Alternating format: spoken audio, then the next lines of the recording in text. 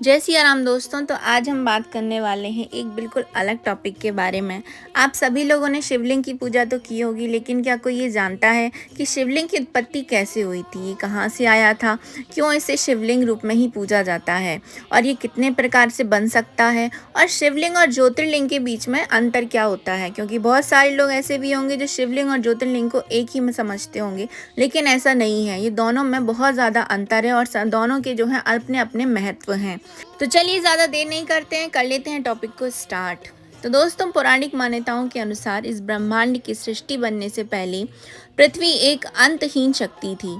सृष्टि बनने के बाद भगवान विष्णु पैदा हुए। भगवान विष्णु की नाभि से जो है ब्रह्मदेव का जन्म हुआ। पृथ्वी पर पैदा होने के बाद कई सालों तक इन दोनों में युद्ध होता रहा।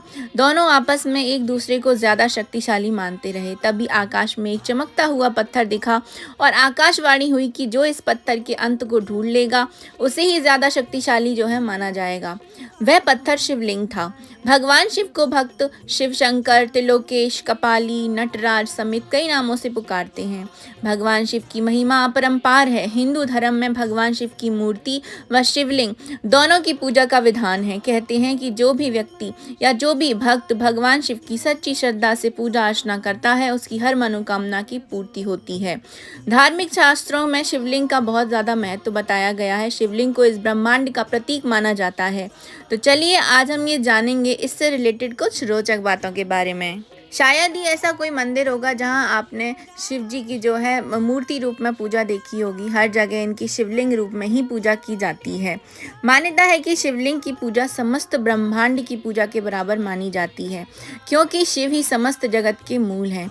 शिवलिंग के शाब्दिक अर्थ की यदि हम बात करें तो शिव का अर्थ होता है परम कल्याणकारी और लिंग का अर्थ होता है सृजन। लिंग का अर्थ संस्कृत में चिन्ह या प्रतीक होता है। इस तरह शिवलिंग का अर्थ हुआ शिव का प्रतीक। भगवान शिव को देवादिदेव महादेव भी कहा जाता है, जिसका कोई मतलब ये है कि कोई रूप ना होना। भगवान शिव अनंत काल और सृजन के प्रतीक हैं। भगवान शिव प्रतीक है आत्मा के, जिसके विलय के बाद इंसान परम ब्रह्म को प्राप्त कर लेता है। आइए अब हम ये जानते हैं कि कैसे हुई शिवलिंग की उत्पत्ति। तो पौराणिक कथाओं के अनुसार ऐसा माना जाता है कि सृष्टि बनने के बाद भगवान और विष्णु और ब्रह्मदेव में युद्ध होता रहा। दोनों खुद को सबसे ज्यादा शक्तिशाली सिद्ध करने में लगे हुए थे। इस दौरान आकाश में एक चमकीला पत्थर दिखाई दिया और आकाशवाणी हुई कि इस पत्थर का जो भी अंत ढूंढ लेगा वह ज्यादा शक्तिशाली माना जाएगा। मान्यता है कि वह पत्थर शिवलिंग ही था। पत्थर का अंत ढूंढने के लिए भगवान विष्णु नीचे की ओर तो ब्रह्मदेव ऊपर की ओर चले गए, परंतु दोनों को ही इसका अंत नहीं मिला। तब भगवान विष्णु ने स्वयं हार मान ली, लेकिन ब्रह्म जी ने सोचा कि अगर मैं भी हार मान लूंगा तो विष्णु को ज्यादा शक्तिशाली समझा जाएगा। इसीलिए ब्रह्मा जी ने कह दिया कि उनको पत्थर का अंत मिल गया। इसी बीच फिर आकाशवाणी हुई कि मैं शिवलिंग हूँ और मेरा ना कोई अंत है ना ही शुरुआत है, और उसी समय से भगवान शिव प्रकट हो गए। इस तरीके से जो पहला शिवलिंग था वो ब्रह्मदेव और विष्णु जी के बीच जब युद्ध हो रहा था तब प्रकट हुआ। तो अब हम जानते हैं शिवलिंग के अर्थ के बारे में। शिवलिंग दो शब्दों से मिलकर बना है, जैसे कि मैं पहले भी बता चुकी हूँ, शिव व लिंग। जहाँ शिव का अर्थ होता है कल्याणकारी और लिंग का अर्थ होता है सृजन करना। शिवलिंग के दो प्रकार हैं। पहला होता है ज्योतिर्लिंग और दूसरा होता है शिवलिंग। ज्योतिर्लिंग को इस पूरे ब्रह्मांड का प्रतीक माना जाता है। ज्योतिर्लिंग की उत्पत्ति को लेकर काफी सारी जो प्रचलित हैं, जो कथाएं हैं, कहते हैं कि मन, चित्त, ब्रह्मा, माया, जीव, बुद्धि, आसमान, वायु, आग, पानी और पृथ्वी से शिवलिंग का निर्माण हुआ है। तो दोस्तों, भारत में हर गली में कम से कम आपको एक मंदिर शिव जी का जरूर से देखने को मिल जाएगा। शिव जी के मंदिर में शिवलिंग की पूजा की जाती है और यही भगवान शिव का प्रतीक माना जाता है। शिवलिंग की पूजा करने के लिए अन्य देवी देवताओं के मंदिर की तरह किसी पुजारी या विद्वान की जरूरत नहीं पड़ती है। देश भर में कई प्राचीन शिवलिंग हैं, जो कुछ स्वयंभू हैं तो कुछ मानवों द्वारा जो है निर्मित किए गए हैं। हिंदू धर्म में भगवान शिव की पूजा शिवलिंग और ज्योतिर्लिंग दोनों के रूपों में की जाती है। ज्यादातर लोगों को शिवलिंग और ज्योतिर्लिंग के बीच का अंतर ही नहीं पता होता है। तो शिवलिंग जो है पूरी दुनिया में हर जगह मिल जाएंगे, लेकिन ज्योतिर्लिंग सिर्फ पूरी दुनिया में 12 ही हैं। शास्त्रों में शिवलिंग का अर्थ बताया गया है अनंत, अर्थात जिसका ना तो कोई शुरुआत है और ना ही कोई अंत है। शिवलिंग भगवान शिव और माता पार्वती के आदि अनादि एकल रूप है। शिवलिंग पुरुष और प्रकृति की समानता का प्रतीक भी माना जाता है। शिवलिंग बताता है कि ना केवल पुरुष और ना ही स्त्री दोनों जो का है अलग अलग इस संसार में कोई वर्चस्व नहीं हो सकता, बल्कि दोनों समान हैं। शिवलिंग मानव द्वारा स्थापित किए गए हैं। इनमें से कुछ शिवलिंग मानव द्वारा निर्मित हैं तो कुछ स्वयंभू भी हैं और फिर उनके मंदिरों में स्थापित किए जाते हैं। लेकिन अगर हम बात करें ज्योतिर्लिंग के बारे में, तो ज्योतिर्लिंग भगवान शिव के स्वयंभू अवतार कहे जाते हैं। ज्योतिर्लिंग का अर्थ होता है भगवान शिव का ज्योति के रूप में प्रकट होना। ज्योतिर्लिंग मानव द्वारा निर्मित नहीं होते हैं, बल्कि ये स्वयंभू होते हैं, मतलब स्वयं प्रकट हुए होते हैं और उनको सृष्टि के कल्याण और गतिमान बनाए रखने के लिए स्थापित किया गया है। ऐसा भी कहा जाता है कि जो पूरी पृथ्वी है ये पूरे ज्योतिर्लिंगों से जो है पिरी हुई है। शिवलिंग कई तरीके के हो सकते हैं, लेकिन ज्योतिर्लिंग केवल 12 ही हैं और ये सभी भारत देश में स्थित हैं।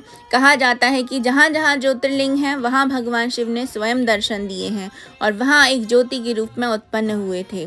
12 ज्योतिर्लिंगों की वजह से पृथ्वी का आधार बना हुआ है और इसी कारण वह अपनी धुरी पर घूम रही है।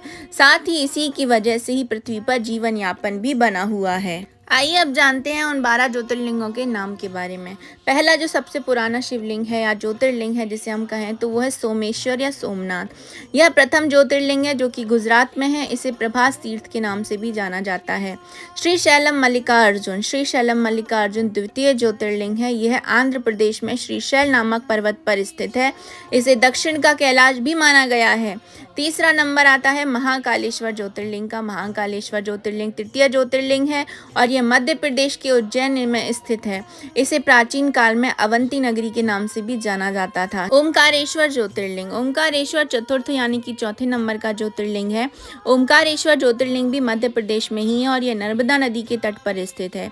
आता है केदारेश्वर ज्योतिर्लिंग। केदारेश्वर 5वां ज्योतिर्लिंग है जो कि उत्तराखंड में हिमालय की चोटी पर स्थित है और यह केदारनाथ के नाम से विख्यात है।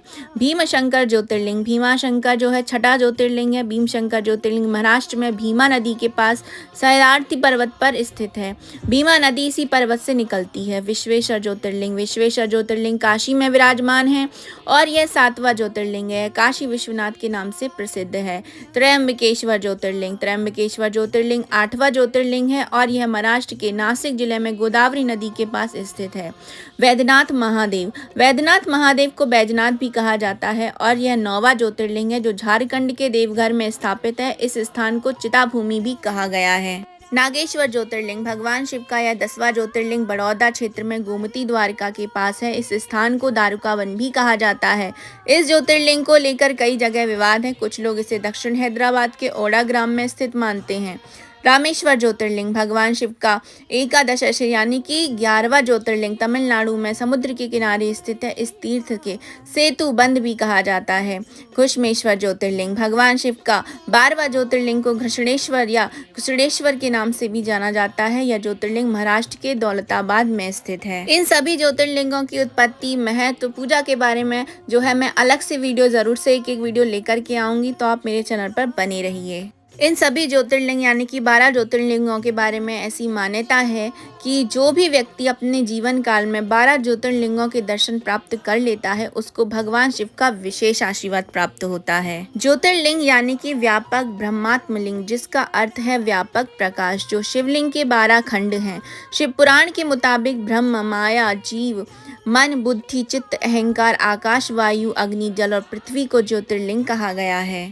दोस्तों, भगवान शिव के 8 द्वारपाल भी बताए गए हैं। इनका नाम है नंदी, स्कंद, ऋटि, वृषभ, भृंगी, गणेश, उमा महेश्वर और महाकाल। शिव के 8 गण भी बताए जाते हैं जिनका नाम है नंदी, श्रृंगी, भृगिरिटि, शैल, गोकर्ण, घंटाकर्ण, वीरभद्र और महाविकट। इनकी जो प्रिय वनस्पति हैं वो है रुई, पीला कनेर, बिल्वपत्र, शमीपत्र, कमल, बकुल, धतूरा।